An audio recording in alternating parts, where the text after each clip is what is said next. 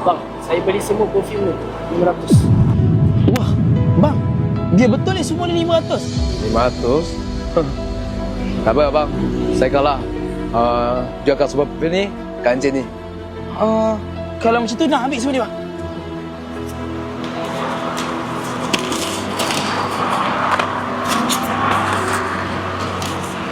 Dah miskin tu buat cara miskin lah.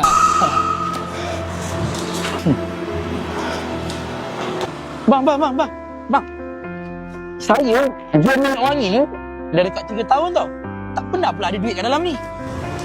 Benda tak ada pun sebenarnya bang. Kalau ada pun, bengkel lah bisnes perfume ni. Betul juga Tapi tadi tu macam mana? Oh, tadi tu, saya saja nak pergi berjalan dekat lelaki belakang macam tu.